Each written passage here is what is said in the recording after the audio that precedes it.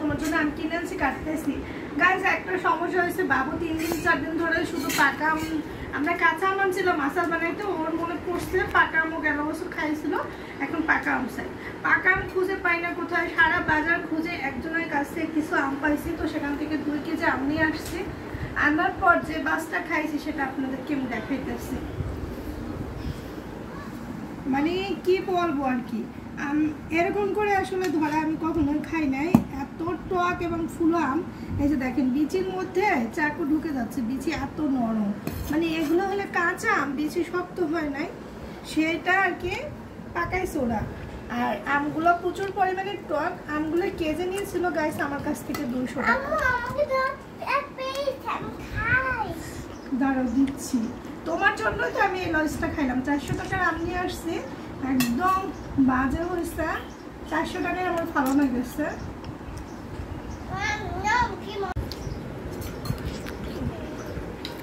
আমার কাছে প্রচুর টক লাগতেছে, ওর কাছে নাকি মিষ্টি লাগতেছে।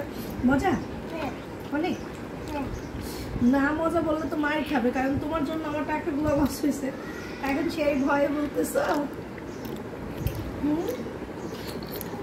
অর্ধেক মিষ্টি অর্ধেক টক। আমি মুখে দিতে পারতেছি। কি বলছো? আম এরকম টকই হইতে পারে না, আম মিষ্টি অনেক। হ্যাঁ, লবণ মাখিয়ে খাইলে মজাই লাগে না। মজা লাগে না? না মজা লাগে, মজা লাগে। লবণ মাখিলে মজা লাগে না। আরে খাইও না দাদা। দাদা ঠিক উঠ ফেল। এই আম কোনদিন টকই হইতে পারে না নাকি? ফুলা ফুলা খাওয়া যায় না এগুলো। দেখিস আম নিয়ে কি ঝামেলা করতেছে।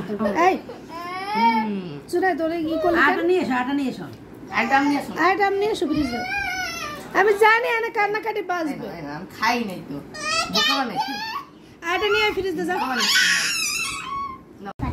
ঝগড়া বাজছে কেন দুজনে? আপনি বলছেন না ফ্রিজে আরো আম আছে। দাও এখন আমারে দাও। এখন ও খাই নিবে, ও কান্না করছে কিন্তু।